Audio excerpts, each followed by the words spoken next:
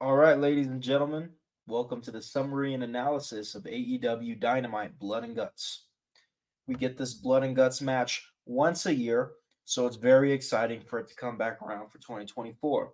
And I do think the build for this year's Blood and Guts has been rather entertaining. We got Team AEW taking on the Elite, right? We got Swerve Strickland and Mark Briscoe, the AEW and Ring of Honor world champions, assembling a team to take down the Elite, who have just been getting stronger and stronger as time has been going on. They just keep collecting those championships, but nonetheless, guys, it's all going to come to blows and blood and guts. But before we get to the blood and guts match, we did have some stuff to get into. So let's start at the top of the show. MJF introduces the AEW American Championship. For those of you who didn't tune in last week, MJF defeated Will Ospreay in what was almost a 60-minute match for the AEW International Championship. And of course, none of us were surprised to see that MJF has a new championship to unveil, as he simply threw the International Championship in the trash. I really like this here because a lot of American guys have won the International Championship, and it's like, well, that's not really the point of the title, but whatever, right? Like Orange Cassidy held it for the longest time, and then Roderick Strong took it off of Orange Cassidy. John Moxley even took it off of Orange Cassidy at some point. Like, why not give it to Konosuke Takeshita or somebody else? It's called the International Championship. Have it feature international talent. Nonetheless, MJF addresses this. He says, I'm from the USA. I'm no international star.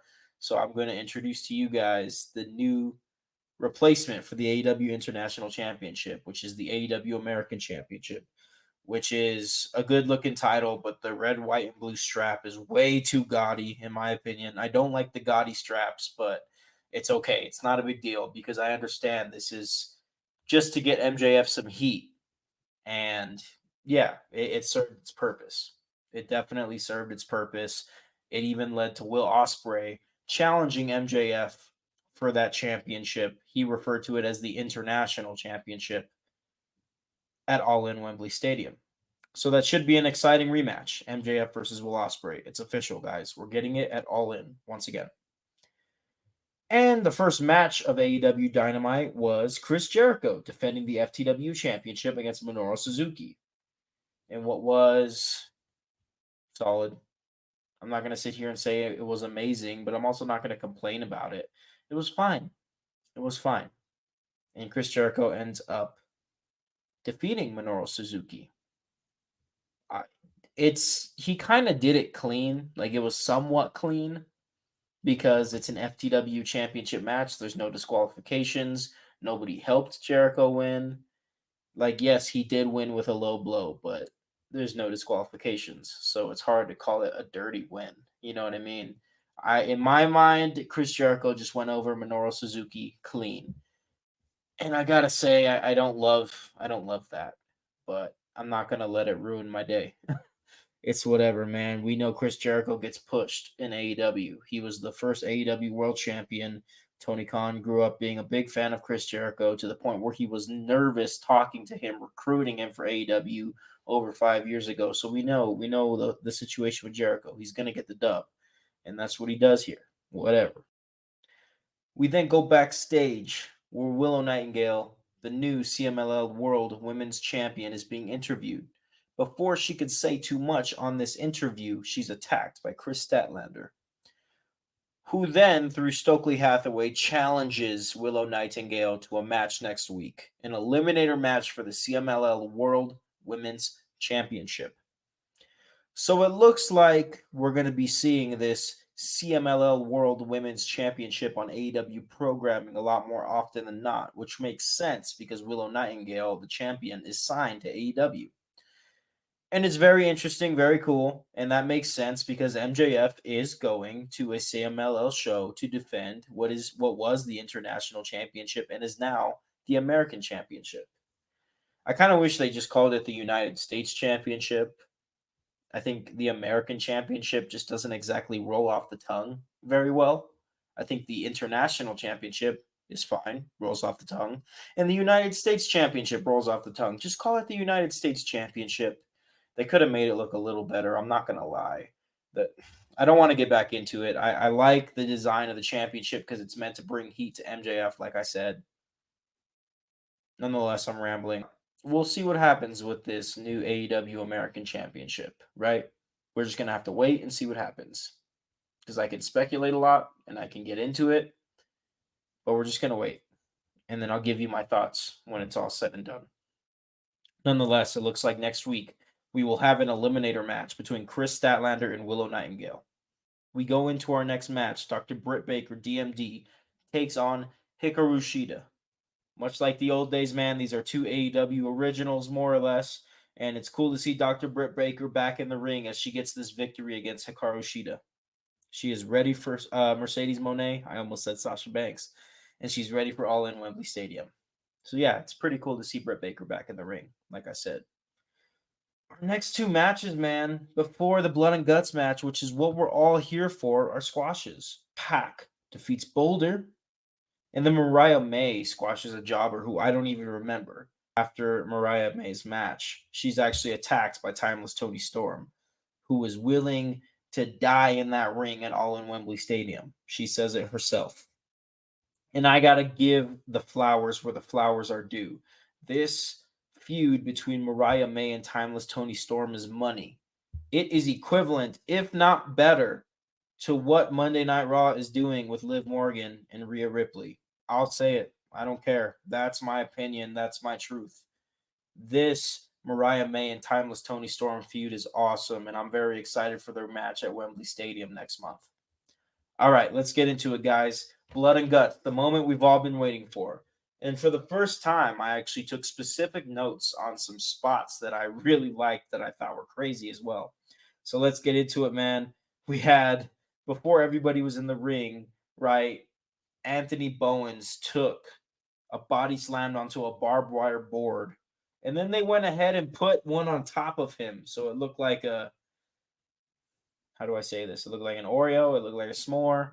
But Anthony Bowens was surrounded back and front by two barbed wire boards before one of the Young Bucks, I believe it was Nicholas Jackson, excuse me, did a swanton on him, and it looked brutal. It was a brutal spot. You know, AEW doesn't mess around with blood and guts. It gets crazy. So this was like the first crazy spot that kicked us off here. And then we kind of get some weapons used, right? We get people funneling into the ring for the next 10 to 15 minutes. Hangman Adam Page's music hits, but he doesn't come out. He and Swerve Strickland are the last two to come out. Hangman doesn't come out when his music hits. What he does is he attacks Swerve from behind when Swerve is the last to enter the cage. He doesn't make it to the cage because Hangman goes and handcuffs him to the outside of the cage.